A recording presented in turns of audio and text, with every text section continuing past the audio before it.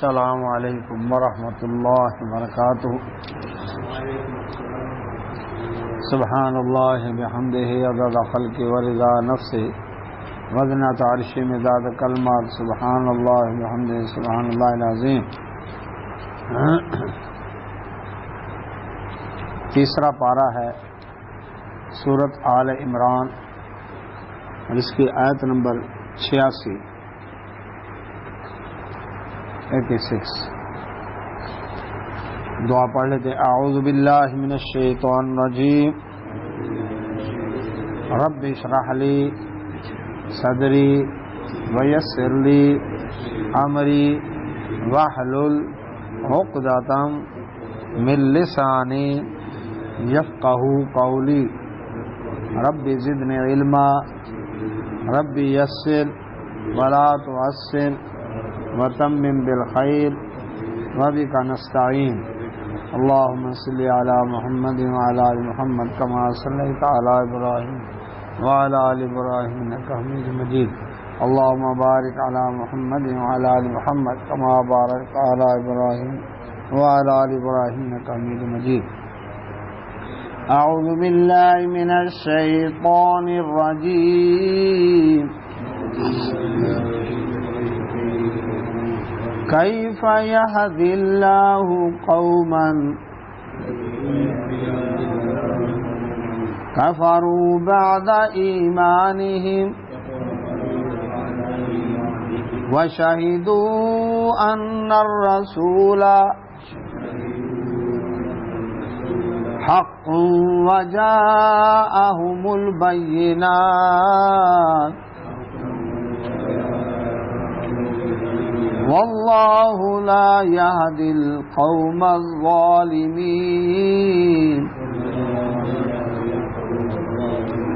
اولئک جزاؤہم ان علیہم لعنۃ اللہ والملائکۃ والناس اجمعین خالدین فیہا لا یخفف عنہم العذاب ولا هم ینظرون. اللہ سبحانہ وتعالی نے پچھلی آیت میں جو فرمایا کہ اسلام کے سوا کوئی شخص اور دین لے کر آئے گا اللہ ہرگز قبول نہیں کرے گا. یہ نہیں کہ جو جہاں لگا ہوا ہے سارے راستے اللہ کی طرف جاتے ہیں، ایسا نہیں. ایک ہی راہ درست ہے، وہ ہے اللہ کے نبی محمد رسول اللہ صلی اللہ علیہ وسلم کی نبوت اور رسالت کی اتباع والی راہ. ما نزل علی محمد وهو الحق من ربهم. سورۃ محمد صلی اللہ علیہ وسلم میں اللہ تعالیٰ نے ارشاد فرمایا جو محمد صلی اللہ علیہ وسلم پر نازل ہوا وہ حق ہے رب کی طرف سے. دنیا میں کسی اور کی بات وہ مفروضہ ہو سکتی ہے، آئیڈیا ہو سکتی ہے، تھیوری ہو سکتی ہے، لیکن حق نہیں ہے. حق کون سا ہے؟ محمد رسول اللہ صلی اللہ علیہ وسلم پر جو نازل ہوا وہ حق ہے. اب فرما دیا کہ اسلام کے سوا تو کوئی دین ہرگز قبول نہیں، اور آخرت میں اس شخص کا گھاٹا ہی گھاٹا ہوگا. اللہ کے نبی محمد رسول اللہ صلی اللہ علیہ وسلم آپ کے اعلان نبوت سے پہلے یہود انتظار میں تھے رسول اللہ صلی اللہ علیہ وسلم کی آمد، کیونکہ ان کی تورات میں نشانیاں موجود تھیں نبی صلی اللہ علیہ وسلم کا. عیسائی بھی انتظار میں تھے چونکہ انجیل میں بھی نشانیاں موجود تھیں. لیکن جب اللہ کے نبی صلی اللہ علیہ وسلم اعلان نبوت کیا، یہودیوں نے نشانیاں دیکھی، رسول اللہ صلی اللہ علیہ وسلم نے نشانیاں پوری ہوئیں، لیکن ان کو حسد کھا گیا کہ ہماری قوم میں نبی نہیں آیا، دوسری قوم میں کیوں آ گیا. اب پہچان تو لیا ہے نا اس نبی صلی اللہ علیہ وسلم، عیسائیوں نے بھی پہچان لیا، لیکن اس کے باوجود جیسے کہ نجران کے عیسائیوں کا وقت آیا، گفتگو ہوئی، مباہلے کا چیلنج دیا گیا، لیکن اس سے بھاگ گئے۔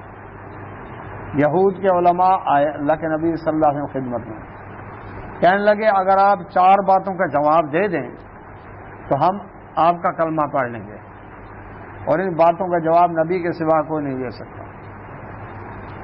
اللہ کے نبی صلی اللہ علیہ وسلم نے فرمایا قسم ہے اس اللہ تعالیٰ کی جس نے موسیٰ علیہ السلام پر تورات نازل کی، اگر ان باتوں کا جواب دے دوں تو پھر میری نبوت و رسالت تسلیم کرو گے؟ کہنے لگے بالکل کریں گے۔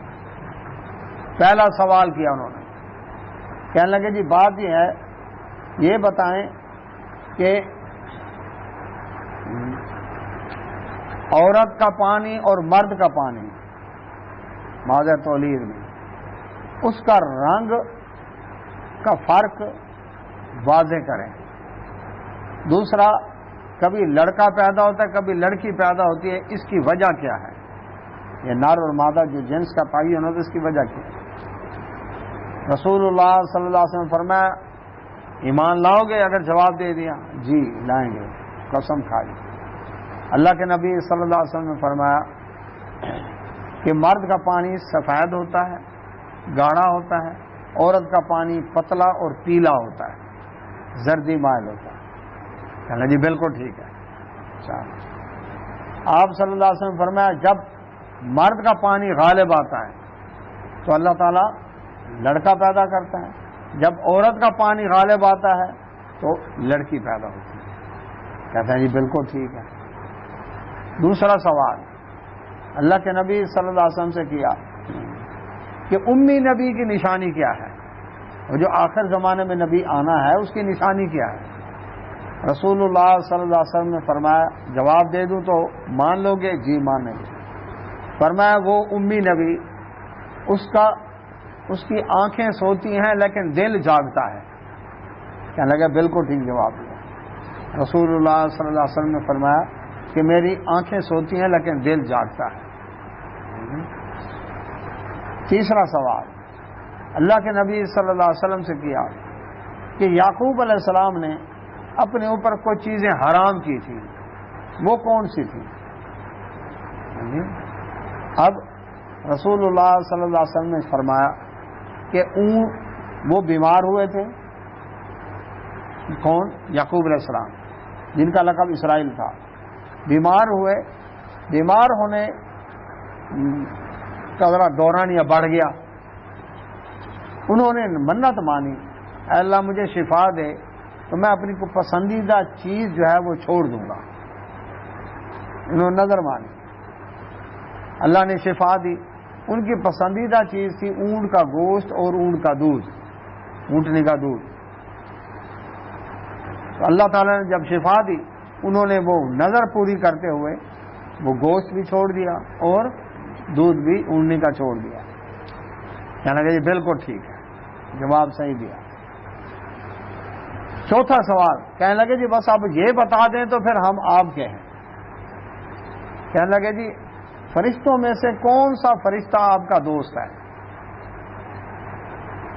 رسول اللہ صلی اللہ علیہ وسلم نے فرمایا جبرائیل علیہ السلام سب نبیوں کا دوست ہے، ہر کہتے او ہو اب آپ کا ہمارا راستہ الگ۔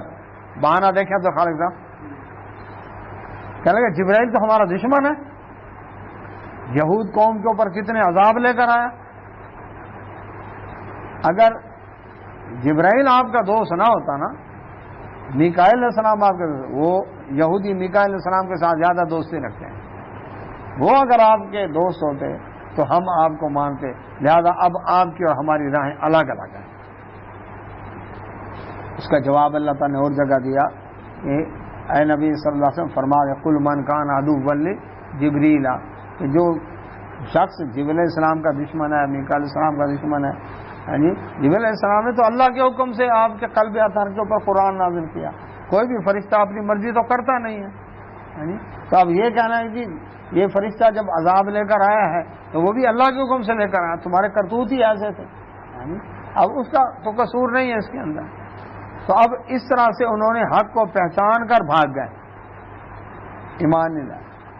لیکن ان میں کچھ ایسے بھی تھے جو ایمان لے آئے. عبداللہ بن سلام رضی اللہ عنہ آئے, نبی صلی اللہ علیہ وسلم ہجرت کر کے مدینہ منورہ جب پہنچے, یہ باغ کے اندر میوہ چن رہے تھے, آئے نبی صلی اللہ علیہ وسلم کو دیکھا, دیکھتے کہنے لگے یہ چہرہ کسی جھوٹے شخص کا نہیں ہے. یہود کے عالم تھے اور عدل و انصاف والے تھے, ٹھیک ہے نا. اب انہوں نے پہچانا, آ کر انہوں نے 3 سوال کیے نبی صلی اللہ علیہ وسلم سے. ان کا دعویٰ تھا ان سوالوں کے جواب نبی کے سوا کو نہیں دے سکتا.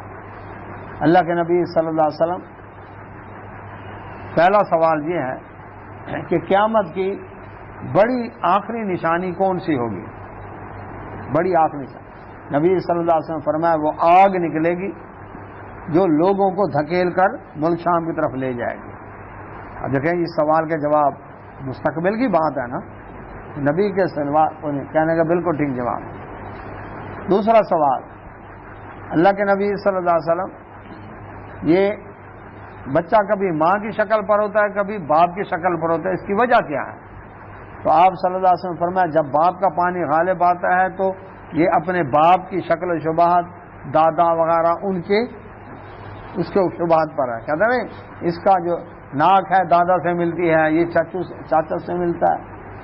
اور اگر ماں کا پانی غالب آتا ہے تو وہ اپنے ننھیال کے ساتھ مشابہت کرتا ہے. اللہ اکبر, یہ جی ماموں پر گیا ہے, یہ نانا پر گیا ہے, اس طرح کہنے لگے جی بالکل ٹھیک جواب. تیسرا سوال تھا کہ جنت میں سب سے پہلے کس چیز کی مہمانی جنتیوں کو دی جائے گی کھانے کے لیے؟ تو آپ صلی اللہ علیہ وسلم فرمایا مچھلی کا کلیجی, جگر, کلیجی اس کی, یہ کھانے کو دی جائے گی. یہ کہنے لگے بالکل ٹھیک جواب ہے, کلمہ پڑھا اور مسلمان ہو گئے. تو بات یہ ہے کہ جس نے حق بات کو تسلیم کرنا ہے, جی اب انہوں نے 4 سوال کیے, 3 کے جواب صحیح ملے, چوتھے پر بھاگ گئے. ان کو 3 سوال کیے, پہچان لیا, یہ حق پر آ گئے. تو اللہ سبحانہ وتعالی فرمایا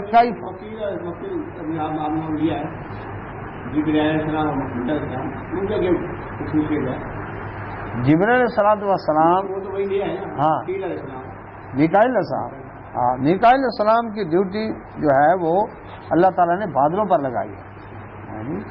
بارشیں, بادل, یہ اس کے اوپر لگے. تو مائیکل, یہ نام زیادہ رکھتے ہیں یہودی عیسائی, وہ مائیکل میکائیل سے ہے نا, تو یہ لیکن جبرائیل سے بھاگتے ہیں. تو بات یہ ہے کہ جبرائیل ہوں یا میکائیل ہوں, وہ تو اللہ کے حکم سے کام کرنا ہے, انہوں نے اپنی مرضی تھوڑی کرنی ہے. تو اللہ سبحانہ نے فرمایا کیفا, کیسے, یہد اللہ, ہدایت دے اللہ تعالیٰ, قومن, اس قوم کو, کفروا, جنہوں نے کفر کیا, بعد ایمانہم, یہ اپنے ایمان لانے کے بعد. یہودی عیسائی ان کو مارتے تھے, یا انہیں کہتے کوئی بات نہیں آخر زمانے کا نبی آنے والا ہے, اس کے ساتھ مل کر ہم تمہارے پھر پھینٹی لگائیں گے. یعنی اس وقت کا مطلب ہے آخر زمانے کے نبی پر ایمان تھا نا, مانتے تو انتظار کر رہے تھے. 85 نمبر آئے, 86 آیت نمبر 86. تو اب وہ ایمان, اللہ اکبر, جب ضرورت ہوئی, جب موقع آیا نبی صلی اللہ علیہ وسلم, اللہ اکبر, جن کا انتظار کر رہے تھے تو پھر انکار کر گئے. اسی طرح سے فرمایا اللہ اکبر کہ اللہ پھر کیسے اس قوم کو ہدایت دے جو ایمان لانے کے بعد کفر اختیار کرے. وشہدوا, اور جب کہ وہ گواہ ہیں, انا, یہ کہ رسول اللہ صلی اللہ علیہ وسلم حق ہے, ساری نشانیاں پوری ہیں. رسول اللہ صلی اللہ علیہ وسلم کے بارے میں کوئی ڈاؤٹ نہیں. قرآن میں دوسری جگہ فرمایا یہ اس طرح پہچانتے جس طرح کوئی اپنی اولاد کو پہچانتا ہے, کوئی شک نہیں, صرف حسد کھا گیا ان کو. وجاءہم, اور آ گئی ان کے پاس البینات, واضح نشانیاں, نبی صلی اللہ علیہ وسلم کے پر واضح نشانیاں ان کے پاس آ گئیں. اور پہلے بیان کیا تھا ام المومنین صفیہ رضی اللہ تعالیٰ نے جو اپنے والد اور اپنے چچا کی بات کی تھی, اللہ کے نبی صلی اللہ علیہ وسلم کو جب وہ ہجرت کا موقع تھا, نبی صلی اللہ علیہ وسلم کو دیکھنے کے لیے آئے. ام المومنین صفیہ رضی اللہ تعالیٰ یہودی خاندان سے تھی, ان کا والد یہودیوں کا عالم تھا, ان کا چچا یہودیوں کا عالم تھا.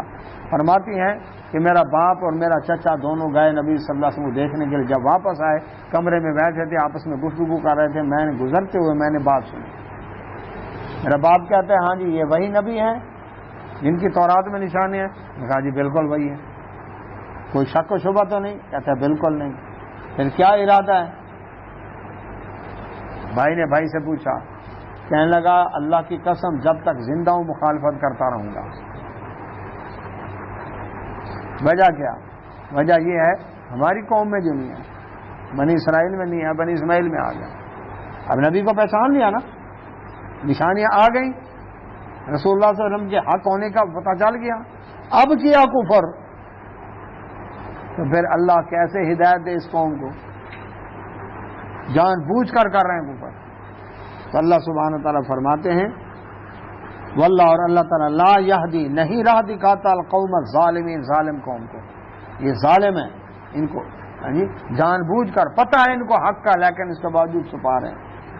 اولئک، یہ لوگ ہیں، جزاؤہم، ان کا بدلہ ہے، انا، یہ کہ علیہم، ان کے اوپر لعنت اللہ، اللہ کی لعنت ہے۔ اللہ تعالیٰ جس کے اوپر لعنت کرتا ہے وہ اس کو پھر بھلائیاں اور خیریں نہیں ملتی، تباہیاں اور بربادیاں ہی ہوتی ہیں۔ لعنت کا مطلب ہے اللہ کی رحمت سے دور۔ تو ایسے لوگوں پر جو جان بوجھ کر حق کو چھپاتے ہیں اور حق سے منہ موڑتے ہیں، ان پر اللہ کی لعنت، والملائکۃ، اور فرشتوں کی لعنت۔ کتنے تعداد میں فرشتے؟ 7 آسمان بھرے پڑے ہیں۔ نبی صلی اللہ علیہ وسلم فرمایا معراج والی رات میں نے آسمانوں پر کوئی 4 انگل جتنی جگہ ایسی نہیں دیکھی جو فرشتوں سے خالی ہو، اور آسمان کی لمبائی چوڑائی کا انسان کے پاس پیمانہ ہی نہیں ہے۔ تو فرشتوں کی لعنت، والناس اجمعین، اور سارے انسانوں کی لعنت، یعنی دنیا میں جتنے انسان لعنت کرتے ہیں ان کی لعنت بھی اس شخص کے اوپر جو اللہ رب العزت کی طرف سے آئے ہوئے دین سے منہ موڑتا ہے، کفر کرتا ہے، یہ کیا ہے؟ ان کے اوپر لعنت ہے، اللہ کی، فرشتوں کی، اور سارے انسانوں کی۔ لعنت کے بارے میں رسول اللہ صلی اللہ علیہ وسلم فرمایا مومن پر لعنت نہ کرو، مومن پر لعنت نہیں کرنا۔ نبی صلی اللہ علیہ وسلم فرمایا کوئی شخص اس پر لعنت کرتا ہے تو لعنت آسمان کی طرف چڑھتی ہے، اگر وہ شخص جس پر لعنت کی مستحق ہوتا ہے تو اس کے اوپر جاتی ہے، لیکن اگر وہ شخص اس کا مستحق نہیں تھا تو لعنت اس کرنے والے کے اوپر پلٹ آتی ہے۔ تو یہ دیکھ لے جب لعنت کر رہا ہے تو کفار پر لعنت کرنا جائز۔ جو قنوت نازلہ میں نبی صلی اللہ علیہ وسلم کے لیے لعنت کی، قرآن میں بھی اللہ نے لعنت کی، جو ہدایت پانے کے بعد کفر کرے، ایمان لانے کے بعد کفر کرے، اللہ کی لعنت، فرشتوں کی لعنت اور سارے انسانوں کی لعنت۔ خالدین فیہا، ہمیشہ رہیں گے وہ اس لعنت میں گرفتار، ہمیشہ۔ لا یخفف، نہیں کمی کی جائے گی، عنہم، ان سے، العذاب، عذاب کی تخفیف کرنا، کمی کرنا، ان کے عذاب میں کمی نہیں ہوگی، عذاب بڑھتا ہی جائے گا جہنم کے اندر، لعنت کا بھی اور اس کا بھی۔ ولا ہم، اور نہ ان کو ینظرون، مہلت دی جائے گی کہ دنیا میں جا کر دوبارہ نیکیاں کر کے آؤ، توبہ کر کے آؤ، نہ نہ نہ، یہ نہیں۔ یہ ہے جو حق دیکھنے کے باوجود، پہچان لینے کے باوجود اس سے انکار کرتا ہے، اس کی یہ سزا بتائے۔ اللہ کے رسول صلی اللہ علیہ وسلم نے ذاتی طور پر کسی نے لعنت نہیں کی؟ اللہ کے نبی صلی اللہ علیہ وسلم نے کفار کے اوپر لعنت کی، ہاں، لیکن یہ اس طرح سے کی ہے چور پر لعنت، یعنی ان جرائم کی وجہ سے ان کے اوپر جو بھی ہے، ہاں جو بھی ہے، کہ انڈا چراتا ہے تو اس کا ہاتھ کٹتا ہے، رسی چراتا ہے تو اس کا ہاتھ کٹتا ہے، چور پر اللہ لعنت کرے، یہ اس طرح کے الفاظ ہیں۔ اللہ سبحانہ و تعالیٰ نے فرمایا ہاں الا الذین، مگر وہ لوگ، تابو، جنہوں نے توبہ کر لی، من بعد، بعد اس کے، ذالک، اس کے بعد کیا تھا؟ ایمان لائے، کفر اختیار کیا، نبی صلی اللہ علیہ وسلم کی نبوت رسالت کی گواہی دی، اور اس کے بعد توبہ کر لی، کفر کرنے کے بعد پھر توبہ کر لی، وَأَصْلَحَ، اور اپنی اصلاح کر لی، فَإِنَّ اللَّهَ، بے شک اللہ تعالیٰ غفور، بخشنے والا، رحیم، رحم کرنے والا۔ انصار مدینہ میں سے ایک شخص مسلمان ہوا، کلمہ پڑھا، بعد میں مرتد ہو گیا، مشرکوں کے ساتھ مل گیا، پھر اس کو ندامت ہوئی، احساس ہوا، اس نے پھر اپنے قبیلے کے لوگوں میں سے ایک کے پاس پیغام بھیجا کہ اللہ کے رسول صلی اللہ علیہ وسلم سے پوچھو کہ کیا میرے لیے معافی کی گنجائش ہے، میں توبہ کرتا ہوں۔ رسول اللہ صلی اللہ علیہ وسلم کو بتایا گیا، اللہ تعالیٰ نے یہ آیت نازل کی، ہاں وہ لوگ جو توبہ کر لیں اس کے بعد اور اپنی اصلاح کر لیں، کیونکہ اس شخص نے بھی کیا کیا تھا، ایمان لانے کے بعد کفر کیا، نبی صلی اللہ علیہ وسلم کی نبوت رسالت کی گواہی دی، نشانیاں آ گئیں، اس کے باوجود کفر کیا، تو اللہ تعالیٰ فرماتے ہاں اب اس نے توبہ کی ہے، وصلہ اور اصلاح کر لی۔ توبہ کا معنی ہے پلٹ آنا، غلط راستے کو چھوڑ دینا، اور پھر اصلاح کر لی۔ فإن اللہ، بے شک اللہ تعالیٰ غفور رحیم، بخشنے والا رحم کرنے والا ہے، پھر وہ پکا سچا مسلمان ہے۔ تو مرتد کی سزا کیا ہے؟ اللہ تعالیٰ نے یہاں پر فرما دیا کہ ان کے لیے اللہ کی لعنت، فرشتوں کی لعنت، سارے انسانوں کی لعنت، عذاب میں کمی نہیں ہوگی، نہ ان کو مہلت دی جائے گی۔ اس کو توبہ کا کہا جائے گا، اگر یہ توبہ نہیں کرتا اللہ اکبر تو پھر اس کی سزا قتل بتائی رسول اللہ صلی اللہ علیہ وسلم نے، کہ جو شخص اپنا دین بدل لے۔ اب یہاں پر سوال آتا ہے جناب اسلام میں تو جبر ہے نہیں، لا اکراہ فی الدین، دین میں تو کوئی جبر نہیں ہے، اب ایک شخص مرتد ہو گیا تو ہونے دو اس کو کیوں پر کیا جبر ہے کہ اس کو قتل کر دیا جائے؟ جی بات یہ ہے، فوج کے اندر کوئی بھرتی ہو یا نہ ہو، زبردستی ہے؟ اپنی مرضی سے اٹھ رہا ہے، کھا رہا ہے، پی رہا ہے، جا رہا ہے، کوئی ممانعت نہیں، لیکن جب بھرتی ہو گیا اب اس کو ڈسپلن کی پابندی کرنی پڑے گی، سسٹم کے تحت چلنا ہے، صبح اتنے بجے اٹھنا ہے، اتنے بجے پی ٹی گراؤنڈ کے اندر پہنچنا ہے، ایکسرسائز کرنی ہے، اتنے بجے ناشتہ کرنا ہے، اتنے بجے پریڈ گراؤنڈ میں پہنچنا ہے، اتنے بجے کلاس روم میں ڈیوٹی، اتنے بجے اب تمہاری پوسٹنگ فلاں شہر میں، اب فلاں شہر میں، اب تم نے کیا کرنا ہے، پریڈ میں کھڑا ہونا ہے تو جلدی چل، اٹینشن، رک، دائیں پھر بائیں پھر۔ اب یہ کہہ سکتا ہے دائیں پھروں کیوں، بائیں پھروں کیوں، رکوں تو کیوں، چلوں تو کیوں؟ ہاں تم ملازم ہو۔ اب وہ کہا جی دین میں ہاں جی اتنی سختی نہیں ہونی چاہیے، انسانی حقوق ہے، نہیں، اب سسٹم کے تحت چلنا پڑے گا۔ نہیں آئے تھے، جب اسلام میں داخل نہیں ہوا تو نہیں ہوا، اسلام میں داخل ہو گیا، اب نماز، روزہ، زکوٰۃ، حج، قربانی، احکام، مسائل سارے وہ لاگو ہو گئے۔ اب اگر چھوڑتا ہے جیسے فوج سے چھوڑتا ہے، وہ کیا کہتے ہیں کوڈ مارشل، وہاں کو مخالفت کرتا ہے، مذاق اڑاتا ہے، حکم کی تعمیل نہیں کرتا، تو کیا ہے اس کی سزا کوڈ مارشل، کوارٹر گارڈ، پٹھو لگاؤ اس کو، سزا دو اس کو۔ اب کوئی کہے جی اس کی سختی نہیں ہے، نہیں، کیوں؟ آ کر تم جا رہے ہو دوسروں کو بھی خراب کرتے ہو، دوسروں میں بھی شک و شبہ، ایک خود کفر کیا اور دوسروں میں بھی شک و شبہات پیدا کیے۔ اسلام میں داخلے پر سختی نہیں، داخل ہو گیا احکام کی تعمیل کرنی پڑے گی۔ اب کہے جی نہیں جی نہیں اتنی سختی نہیں ہے، دین میں اتنی نرمی بھی نہیں ہے جو بنا رکھی ہے۔ کلمہ شہادت پڑھ کے اس نے حلف اٹھایا تھا کہ میں اللہ کی توحید اور محمد رسول اللہ علیہ وسلم کی نبوت رسالت کو تسلیم کرتا ہوں، نماز قائم کرنا، زکوٰۃ ادا کرنا، احکام کا۔ اب مرتد ہو کر یہ اس سے غداری کر رہا ہے، اور غدار کی سزا پوری دنیا کے اندر کیا ہے؟ پوری دنیا میں ہر ملک کے اندر قانون کہ جو اس آئین سے قوم سے غداری کرے تو اس کی سزا موت ہے۔ تو جو مرتد ہو گیا یہ غدار ہے، اس کی سزا بھی موت ہے۔ یعنی دیکھیں نا کہ جو شخص ایک انڈا تک چرانے پر تلا، عادت ہے نا اس کی، اس کا مطلب ہے یہ بڑی چیز ملے تو ہاتھ نہیں مارے گا، اتنی چھوٹی سی چیز پر بھی ہاتھ مار رہا، رسی چرا دی اس نے، یعنی اس کی عادت ہے نا۔ اس لیے آج جب بچہ کسی کی پینسل اٹھا کر لایا اسکول سے تو کل کو بڑا ہاتھ مارے گا، تو کیوں کہتے ہیں چور نہیں، چور کی ماں کو مارو، جس نے پہلے دن اس کو چوری پر نہیں ٹوکا نہیں روکا، اس کی عادت بنائی، اس کی وجہ یہی۔ تو اللہ سبحانہ و تعالیٰ فرماتے ہیں، حدیث میں آتا ہے رسول اللہ صلی اللہ علیہ وسلم کے دور مسجد نبوی میں ایک آدمی اپنی چادر کا تکیہ بنا کر نا ایسے گول کر کے سر کے نیچے رکھ کے سویا ہوا تھا۔ مسجد نبوی میں ایک شخص آیا، آ کر آرام سے سوئے ہوئے شخص کے نیچے سے وہ جو صافہ تھا نا آرام سے لے رہا ہے۔ اس کی نیند کھول گئی، یہ لے چکا تھا، اس کی نیند کھول گئی۔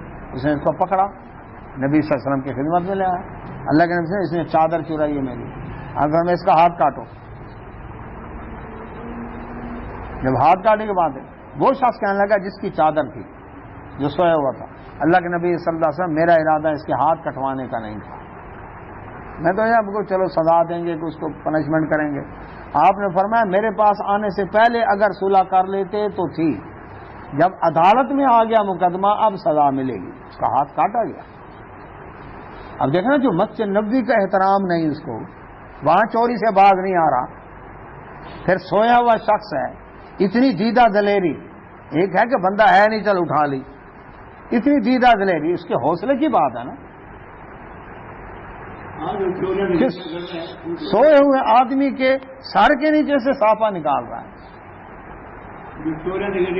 ہاں جی ہاں جی، ایک کا ہاتھ کٹے گا سب کے کان کھڑے ہو جائیں گے، یہ بتا دوں۔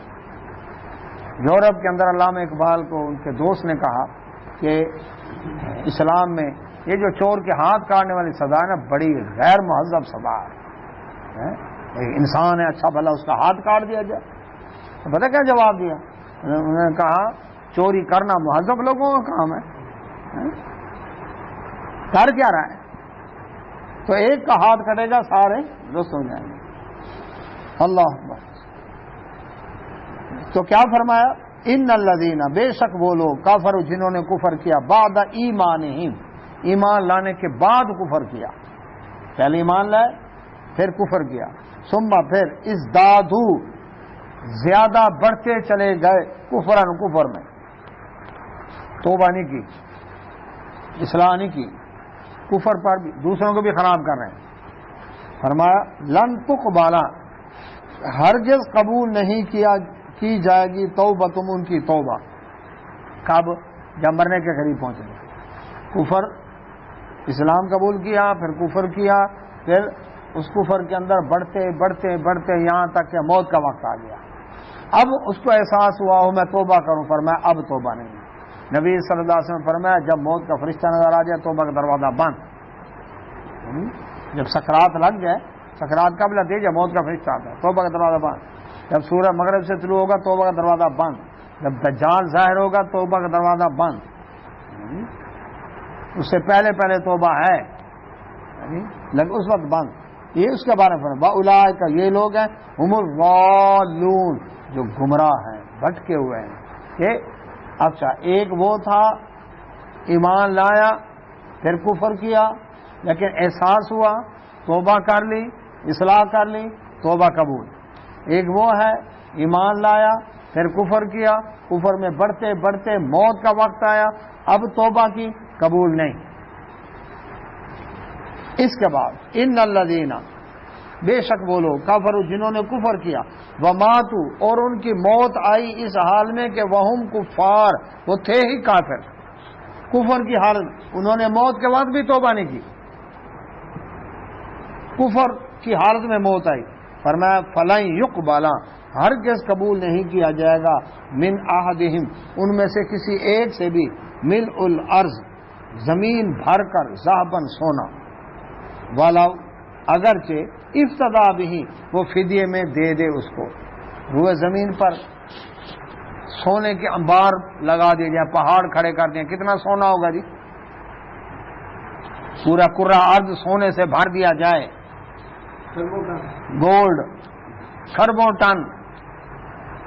اللہ کے رب العزت فرماتے ہیں اگر یہ فدیے میں دے دے، کوئی شخص اتنا مالک ہو اتنے خربوں ٹن سونے کا، اور کہے اے اللہ یہ لے لے اور مجھے جہنم سے بچا لے، اللہ تعالیٰ قبول نہیں کرے گا۔ حدیث میں نبی صلی اللہ علیہ وسلم فرمایا جہنم میں جس کو سب سے ہلکا عذاب دیا جائے گا، مجھے پتہ ہے نا سب سے ہلکا کس کو عذاب دیا جائے گا؟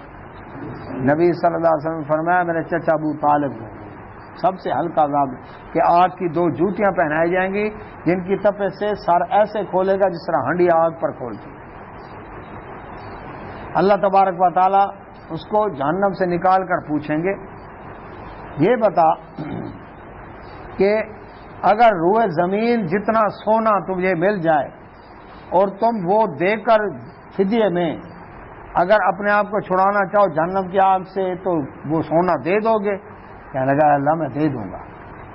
رسول اللہ صلی اللہ علیہ وسلم فرمایا اللہ تعالیٰ فرمائیں گے میں نے عالم ارواح میں اس سے کم چیز کا مطالبہ کیا تھا، ہم تو خربوں ٹن سونا دینے کو تیار ہیں، میں نے کہا تھا کہ میرے ساتھ شریک نہیں کرنا، لیکن تم نے شرک کیا، اب جاؤ جہنم کے اندر دوبارہ، چھوڑا نہیں۔ یہ سب سے ہلکا عذاب جس کو اس سے جس کو زیادہ ہے وہ تو اور زیادہ دینے کو تیار ہوگا نا۔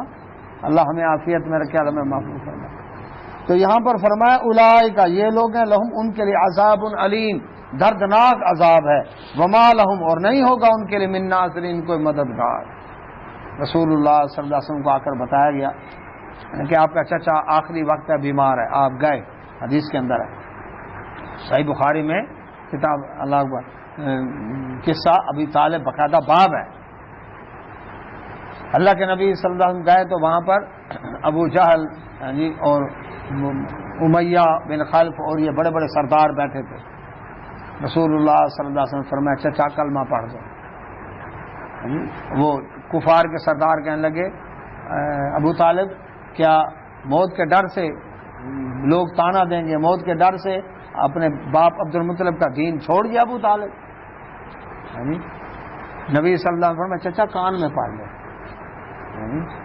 کہنے لگے بیٹا تم بھتیجے تمہاری آنکھیں ضرور ٹھنڈی کرتا، لیکن مجھے یہ بات پسند نہیں کہ پیچھے عورتیں قریش کی تانا دیں کہ ابو طالب موت کے ڈر سے اپنے باپ کا دین چھوڑ گیا۔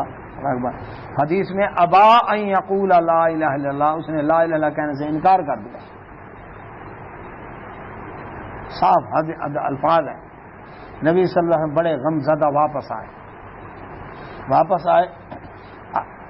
ابو داؤد نسائی کے اندر حدیث موجود ہے۔ علی رضی اللہ عنہ آئے، اللہ کے نبی صلی اللہ علیہ وسلم آپ کا گمراہ بوڑھا چچا فوت ہو گیا ہے۔ بیٹا کہہ رہا ہے اللہ کے نبی صلی اللہ علیہ وسلم آپ کا گمراہ بوڑھا چچا فوت ہو گیا۔ نبی صلی اللہ علیہ وسلم فرمایا جاؤ دفن کر دو۔ علی رضی اللہ عنہ بیٹا عرض کرتا ہے اللہ کے نبی سے انہو کانا ماتا مشرکا، وہ تو مشرک مرا ہے۔ بیٹا کہہ رہا ہے مشرک مرا، نبی نے فرمایا جاؤ دفن کر دو۔ جب علی رضی اللہ عنہ کہہ رہے ہیں میرا باپ گمراہ تھا، مشرک تھا، نبی صلی اللہ علیہ وسلم کی خدمت میں عباس رضی اللہ عنہ عرض کرتے ہیں اللہ کے نبی صلی اللہ علیہ وسلم میرا بھائی ابو طالب آپ کا چچا آپ کی بڑی ہیلپ کرتا تھا، بڑی شفقت کرتا تھا، بڑا دفاع کیا اس نے قریش کے مقابلے، کیا اس کو آپ کا فائدہ پہنچے گا؟ نبی صلی اللہ علیہ وسلم فرمایا ہاں، اگر میں نہ ہوتا وہ جہنم کے سب سے نچلے طبقے میں ہوتا، لیکن میری وجہ سے، میری معاونت کی وجہ سے، حمایت کی وجہ سے جہنم میں سب سے ہلکا عذاب اس کو دیا جائے گا کہ آگ کی 2 جوتیاں پہنائی جائیں گی جس سے اس کا سر ایسے کھولو جیسے ہنڈیا کھولو، یعنی جائے گا جہنم میں لیکن ہوگا سب سے ہلکا عذاب۔ کلمہ پڑھتا تو بچ جاتا۔ جب یہ سب واضح ہو گیا اس کے بعد کہا ہے نہیں جی وہ تو ایمان لایا تھا، اہل تشیع نہیں تسلیم کرتے اس بات کو، وہ ان کو حضرت ابو طالب رضی اللہ تعالیٰ کے علیہ السلام کہتے ہیں۔ کچھ بریلویوں میں کچھ، سارے نہیں۔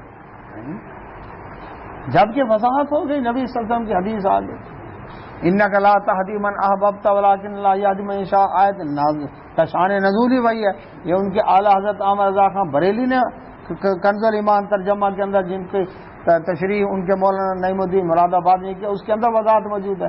یہ آیت ابو طالب کے بارے میں نازل ہاں ان کے متعلق اور ان کی والدہ کے متعلق دونوں کے بارے میں نبی صلی اللہ علیہ وسلم وضاحت موجود ہے کہ وہ اکبر دین ابراہیمی پر تھے، مسلمان نہیں تھے۔ ایک شخص آیا نبی صلی اللہ علیہ وسلم خدمت میں، اللہ کے نبی صلی اللہ علیہ وسلم میرا باپ فوت ہو گیا، صحیح مسلم میں کتاب الایمان میں یہ حدیث موجود ہے، وہ کہاں، جنت میں جہنم میں؟ آپ نے فرمایا جہنم میں۔ وہ بڑا غم زدہ جا رہا تھا، آپ صلی اللہ علیہ وسلم نے بلایا، فرمایا تیرا اور میرا دونوں کے باپ جہنم۔ صحیح مسلم میں موجود ہے، اللہ کے نبی صلی اللہ علیہ وسلم اپنی والدہ کی قبر کے پاس بیٹھے، یعنی رو رہے تھے۔ صحابہ کہتے ہیں اللہ کے نبی صلی اللہ علیہ وسلم یعنی آپ بیٹھے ہیں قبر کے پاس اور رو رہے ہیں، تو آپ صلی اللہ علیہ وسلم فرمایا میں نے اللہ تعالیٰ سے اجازت مانگی اپنی والدہ کی قبر کی زیارت کی، اللہ نے اجازت دے دی۔ امام بخاری رحمۃ اللہ نے باب باندھا، باب زیارت القبور المشرکین، مشرکین کی قبر کی زیارت کرنا، موت کو یاد کرنے کے جا سکتے ہیں۔ نبی صلی اللہ علیہ وسلم نے فرمایا میں نے اللہ تعالیٰ سے اپنی والدہ کے لیے مغفرت کی، بخشش کے لیے اللہ اکبر جو اجازت مانگی تو اللہ تعالیٰ نے منع کر دیا، بات ختم ہو گئی۔ حدیث موجود ہے، لیکن لوگوں کو عقیدت کی وجہ سے نہیں جناب یہ کیسے ہو سکتا ہے، یہ کیسے ہوتا ہے؟ بھئی یہ جنت جہنم کے فیصلے ہم نے کرنے ہیں یا اللہ اس کے رسول صلی اللہ علیہ وسلم نے بتانا؟ ہمارے اختیار میں ہے۔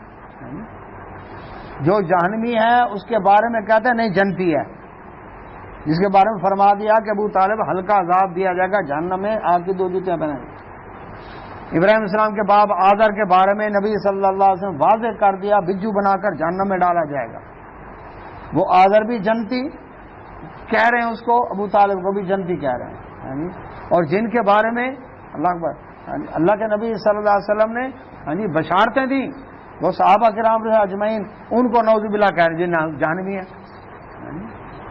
تو اپنی مرضی سے آئیے، صحابہ کرام کے بارے میں 5 تن پاک باقی ناپاک نعوذ باللہ من ذالک استغفر اللہ مرتد ہو گیا جی، جن کے بارے میں اولئک اصحاب الجنہ، رب نے جنت کی بشارتیں دی، رضی اللہ عنہ و رضوا عنہ کہا۔ تو لوگوں نے اپنی مرضی سے جنت جہنم کے فیصلے کیے، جبکہ فیصلہ چلنا ہے کس کا؟ اللہ اس کے رسول صلی اللہ علیہ وسلم کا۔ تو اللہ تعالیٰ نے فرمایا ان لوگوں کا کوئی مددگار نہیں ہوگا۔ اچھا، اب آ گئی پچھلے بات یہود کے بخل کی، ان کے حسد کی۔ ایک تو ان کا مالی بخل تھا، یعنی کہ 1 دینار بھی رکھوایا جائے تو جب تک سر پر کھڑے نہیں ہوں گے واپس نہیں دیں گے، ٹھیک ہے نہیں، سود کا کاروبار کریں گے۔ ان کا مالی بخل بتایا، پھر ان کا روحانی بخل بتایا کہ رسول اللہ صلی اللہ علیہ وسلم پر اللہ نے فضل کیوں کر دیا، وہ ماننے کو تیار نہیں تھے، جہنم گوارا کر لی نبی صلی اللہ علیہ وسلم کے نبوت رسالت میں۔ اب ان کے مقابلے میں اللہ تعالیٰ نے ایمان والوں کی شان بیان کی۔ عبدالمجید صاحب فرمایا لن تنالو، ہرگز نہیں پہنچ سکتے، البرا، نیکی کے اعلیٰ ترین معیار کو، حتیٰ جب تک تنفقو، خرچ نہ کر لیں، مما، وہ چیز جو تحبون، تم پسند کرتے، جب تک اپنی پسندیدہ چیز اللہ کی راہ میں خرچ نہیں کرو گے نیکی کے اعلیٰ معیار پر نہیں پہنچے۔ اس کا مطلب یہ نہیں ہے کہ کوئی شخص اگر ہلکی چیز گھٹیا چیز خرچ کرتا ہے تو اس کو بدلہ نہیں ملے گا، نہ، ایسی بات نہیں۔ اللہ تعالیٰ ذرہ نواز ہے، ذرہ بھر بھی کوئی نیکی کرتا ہے اللہ تعالیٰ اس کو اجر دیتا ہے، لیکن یہ اعلیٰ معیار بتایا جا رہا ہے۔ عمر رضی اللہ عنہ آئے، صحیح بخاری میں حدیث ہے، اللہ کے نبی صلی اللہ علیہ وسلم، اللہ تعالیٰ نے فرمایا کہ پسندیدہ چیز خرچ کرو۔ خیبر کے علاقے میں جو مجھے مال غنیمت میں حصہ ملا ہے، زمین آئی ہے، ایک باغ ہے، پھلدار باغ ہے، مجھے سب سے زیادہ پسند وہ ہے، بڑا زرخیز ہے، بہترین باغ ہے، تو میرے جتنے اثاثے ہیں ان میں مجھے وہ باغ بڑا پسندیدہ ہے۔ تو اللہ کے نبی صلی اللہ علیہ وسلم، میں وہ پسندیدہ چیز اللہ کے حکم کے مطابق وہ اللہ کی راہ میں صدقہ کرتا ہوں۔ آپ صلی اللہ علیہ وسلم فرمایا پورا باغ نہ دے، باغ کی ملکیت اپنے پاس رکھ، اس باغ کا پھل صدقہ کرتا رہے، یعنی اس طرح تو ایک دفعہ دے دے گا نا، وہ جاری ہو جائے گا، محنت تم کرو گے، سارا خدمت تم کرو گے، جو پھل آئے گا سارا بانٹ دو گے، یہ بھی طریقہ ہے۔ مجھے ایک بھائی نے بتایا سعودی عرب کے اندر رمضان میں افطاری کے وقت ایک کھجور تقسیم ہوتی ہے، پیک ہوتی ہے، اس کے اوپر لکھا ہوتا ہے آل ابراہیم، کہتے ہیں ابراہیم علیہ السلام کی آل میں سے، یعنی اسماعیل علیہ السلام کی اولاد میں سے۔ کچھ لوگ ایسے ہیں جو وہاں عرب میں کوئی قبیلہ ہے وہ رہتے ہیں، ان کے کھجوروں کے باغ ہیں، اور وہ جو جتنی بھی کھجور اترتی ہے وہ ساری کھجور بیچتے نہیں، اس کھجور کو پیک کر کے رمضان میں لوگوں کو افطاری دے، اس پر باقاعدہ لکھا ہوتا ہے آل ابراہیم، اور یہ برائے فروخت نہیں ہے اور بڑی لذیذ ہوتی ہے۔ تو عمر رضی اللہ عنہ کو فرمایا اس باغ کا پھل صدقہ کرتا رہے، ٹھیک ہے۔ مثلا ایک شخص ہے، اگر وہ اپنی دکان ہے، وہ کہتا ہے میں دکان اللہ کی راہ میں صدقہ کرتا ہوں، تو اس کا طریقہ یہ ہے دکان کی ملکیت اپنے پاس رکھے، اس کی جو آمدنی ہو وہ اللہ کی راہ میں دیتا رہے، یہ مسلسل ہو گیا نا۔ ایک اور ساتھ بعد میں کیا بنے گا؟ ہیں بعد میں وراثت میں کیا بنے گا؟ وہ صدقہ ہی چلتا رہے گا۔ اس میں مسئلہ آیا حدیث کے اندر ہے کہ وقف میں، یہ وقف ہے نا، وقف وراثت میں ہی ہے، وقف میں شرط لگائی، باقاعدہ وقت کر دینا، یہ ہے وقف ہے، وہ باغ وقف ہے، اور وقف کسی کی ملکیت نہیں ہوتا، ٹھیک ہے جی۔ اور اس وقف میں سے شرط لگائی جا سکتی ہے، وہاں پر یہ محدثین نے مسئلہ اس میں سے نکالا ہے کہ وقف میں شرط لگائی جا سکتی ہے کہ اس وقف کو اس طرح استعمال کرنا ہے، یہ نہیں کہ کوئی اس کو پکڑ کر بیچ دے پھر کہا جی میں اسے کرنا، اس کو اسی طرح استعمال کرنا، یہ شرط لگائی جا سکتی ہے۔ دوسرے ایک صحابی تھے ابو طلحہ انصاری رضی اللہ عنہ، یہ ان کا مسلمان ہونے کا واقعہ بھی بڑا عجیب ہے۔ ام سلیم رضی اللہ تعالیٰ عنہ بیوہ ہوئی، بڑی سلیقہ شعار گھریلو خاتون تھیں، سمجھدار تھیں۔ عدت کے بعد ابو طلحہ انصاری رضی اللہ عنہ ابھی مسلمان نہیں ہوئے تھے، یہ ان کے پاس گئے، نکاح کا پیغام دیا، میں آپ سے میں مدینہ میں بہترین گھوڑ سوار، اس وقت تو یہ چیزیں دیکھی جاتی تھی نا، گھوڑ سوار ہوں، نیزہ اللہ اکبر باز ہوں، اور جوان ہوں، اور یہ میں نے تو صلاحیتیں بیان کی، مال اس طرح کا۔ انہوں نے پتہ کیا جواب دیا؟ تیرا میرا نکاح نہیں ہو سکتا کیونکہ تو مشرک ہے، میں مسلمان، مشرک کا مسلمان سے نکاح نہیں۔ کہنے لگے نہیں، تو چاہتی ہے مدینہ میں کسی مالدار نواب سے شادی کرے تو تجھے ہیرے جواہرات میں تولے، سونے چاندی میں تولے۔ فرمانے لگی اگر تو کلمہ پڑھ کے مسلمان ہو جائے، تیرا کلمہ پڑھنا میرا حق مار ہے۔ ابو طلحہ انصاری رضی اللہ عنہ نے کلمہ پڑھا، مسلمان ہوئے، کلمہ شہادت ان کا حق مار تھا، بس۔ اچھا، غربت تھی، پہلے صاحب ایسے نہیں تھے، غربت تھی، نبی صلی اللہ علیہ وسلم کی خدمت کے اندر ایک سوالی آیا، اللہ کے نبی صلی اللہ علیہ وسلم میں بھوکا ہوں، آج آپ کا مہمان ہوں۔ آپ صلی اللہ علیہ وسلم پہلے اپنے گھر پتہ کیا کو کھانے کو ہے، ازواج مطہرہ عرض کیا اللہ کے وسلم اپنے کھانے کو نہیں ہے، ایک کھجور بھی نہیں۔ آپ صلی اللہ علیہ وسلم فرمایا اچھا میرے اس مہمان کو کون اپنے گھر لے جاتا؟ ابو طلحہ کھڑے ہوئے، میں لے جاتا۔ گھر لے گئے، بیوی سے پوچھا ہے کچھ کھانے کو؟ مہمان ہے نبی صلی اللہ علیہ وسلم کا۔ تو کہنے لگی اپنا تو فاقہ ہے، بچوں کے لیے کھانا بچا کر رکھا ہوا ہے، بس انہی کا ہے۔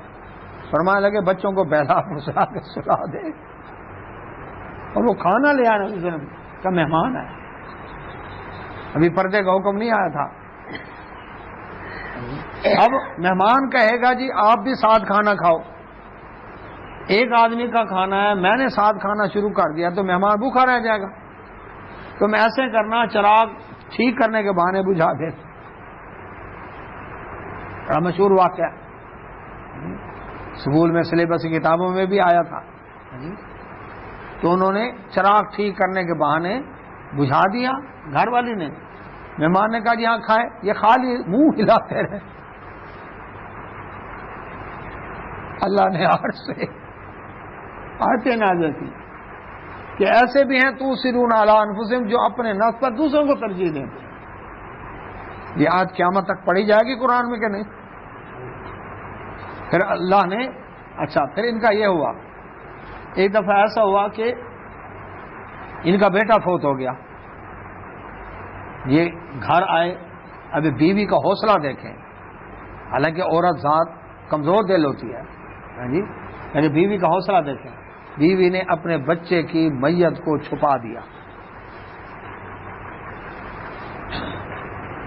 بناؤ سنگھار کیا، خامد آیا، ازدواجی تعلق قائم کیا، غسل کیا، فارغ ہوئے، کہنے لگی عبدالخالق صاحب سننے کی بات ہے، اگر کسی کے پاس کوئی چیز امانت رکھوائی جائے اور وہ جس کی امانت ہے وہ واپس لے تو پھر کیا کرنا چاہیے؟ وہ دینی چاہیے امانت جو ہے۔ پھر اللہ نے ہمارا بیٹا اس کی امانت، کتنا حوصلہ،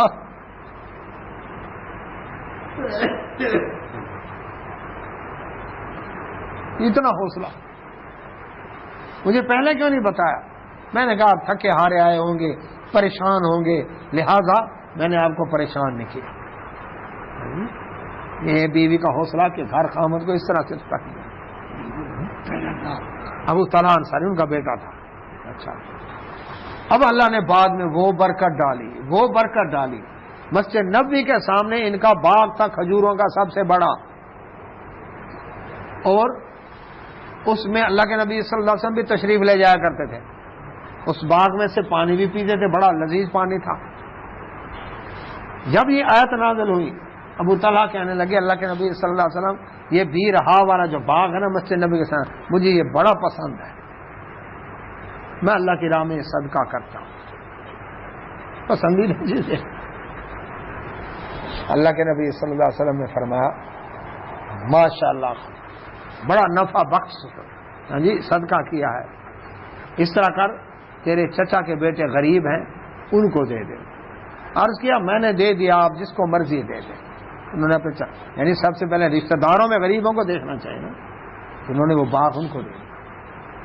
تو اللہ سبحانہ تعالیٰ نے فرمایا وما تنفقوا، جو خرچ کرو گے تم من شیء کچھ بھی، فإن اللہ، بے شک اللہ تعالیٰ بھی اس کو علیم جاننے والا ہے، جو بھی خرچ کرو۔ یہاں پر شیء کا لفظ بتایا حضرت مجید صاحب ایک ہی آیت میں، ادھر ہے پسندیدہ چیز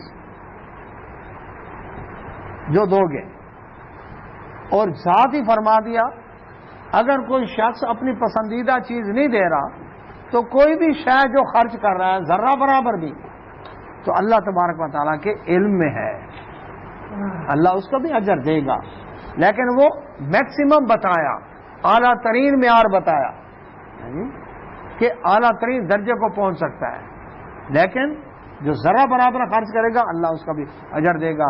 کہ جو ایک کھجور اللہ کی راہ میں اخلاص کے ساتھ صدقہ کرتا ہے، اللہ تعالیٰ اس کو ہاتھوں ہاتھ لے کر اس طرح پروان چڑھاتا ہے جس طرح کوئی گھوڑی کے بچے کو پروان چڑھاتا ہے، پالتا ہے، آخر اللہ تعالیٰ اس کو پہاڑ کے برابر کر دیتا ہے۔